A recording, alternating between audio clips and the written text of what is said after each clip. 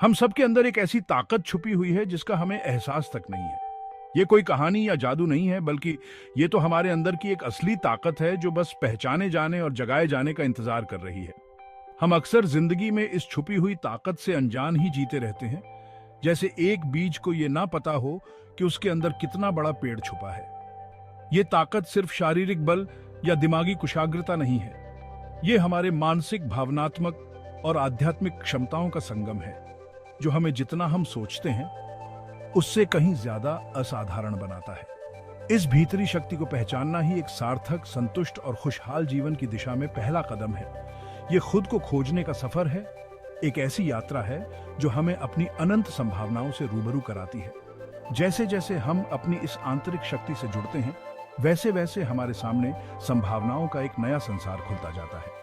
हमें अपने विचारों को ढालने, अपनी भावनाओं को नियंत्रित करने और खुद से भी बढ़कर किसी शक्ति से जुड़ने की क्षमता मिलती है। यही मानव क्षमता का असली मतलब है, रचने की शक्ति, ठीक करने की शक्ति, प्यार करने की शक्ति और अपनी गहरी से गहरी इच्छाओं को पूरा करने की शक्ति। ये एक ऐसा सफर है जिसमें साहस, समर्पण और अपने अंदर झांकने की इच्छा शक्ति की जरूरत होती है। लेकिन जैसा कि हम देखेंगे, इसके परिणाम अतुलनीय हैं। तो आइए मेरे साथ इस सफर पर चलें और अपनी छुपी हुई शक्तियों को पहचानें और देखें कि ये हमारी जिंदगी और हमारे आसपास की दुनिया पर कैसे गहरा प्रभाव डाल सकती है। हमारा दिमाग एक बहुत ही जबरदस्त चीज है, जो अद्भुत रचना और भयानक विनाश दोनों ही कर सकता है। ये हमारी दुनिया का रचयिता है, जो हमारे विचारों, विश्वासों और धारणाओं को आकार देता है।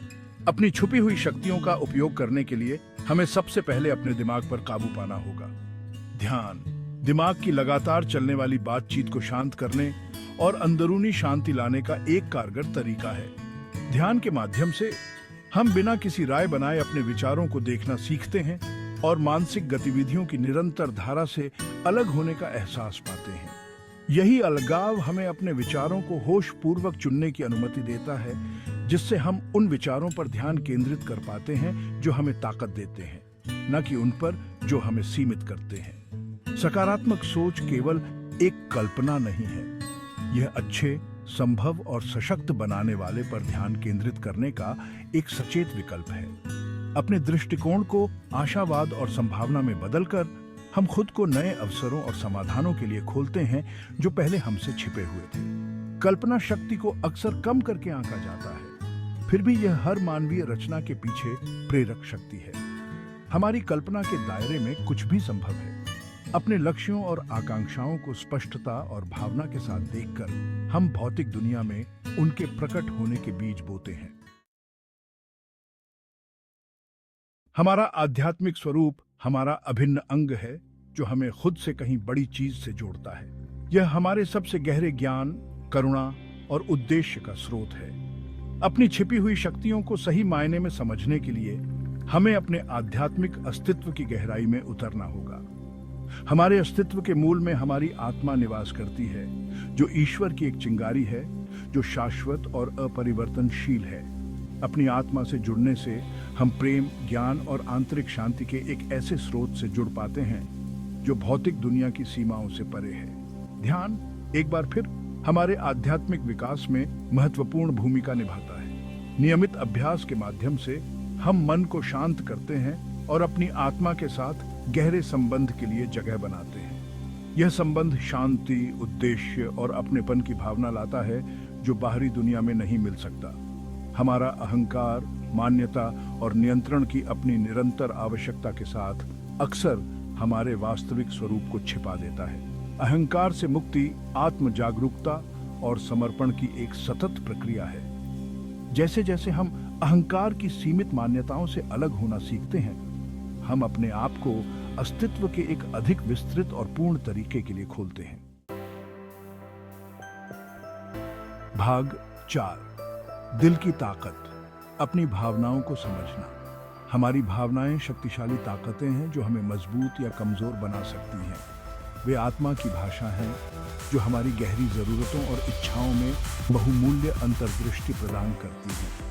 अपनी पूरी क्षमता को अनलॉक करने के लिए अपनी भावनाओं को नियंत्रित करना आवश्यक है। भावनात्मक महारत की ओर पहला कदम अपनी भावनाओं को समझना है। हमें अपनी भावनाओं को पहचानना, उनकी उपस्थिति को स्वीकार करना और उन संदेशों को समझना सीखना चाहिए जो वे देने की कोशिश कर रहे हैं। दबी हुई या अनदेखी भावनाएं गायब नहीं होती हैं, वे सतह के नीचे रहती हैं, हमारे विचारों और व्यवहार को अनजाने में प्रभावित करती हैं। अपनी भावनाओं को नियंत्रित करने का मतलब उन्हें दबाना नहीं है, इसका मतलब है उनके प्रति स्वस्थ और रचनात्मक तरीके से प्रतिक्रिया करना।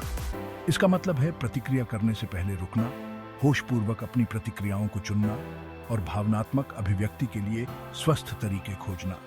प्रेम ब्रह्मांड की सबसे शक्तिशाली शक्ति है जो जख्मों को भरने, मतभेदों को दूर करने और जीवन को बदलने में सक्षम है।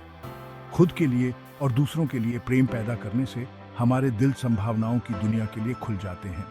यह हमें सभी चीजों के परस्पर संबंध का अनुभव करने और अधिक करुणा, सहानुभूति और समझ के साथ जीने की अनुमति देता है। भाग 5। आंतरिक दिशा, अपनी अंतरात्मा की सुनो।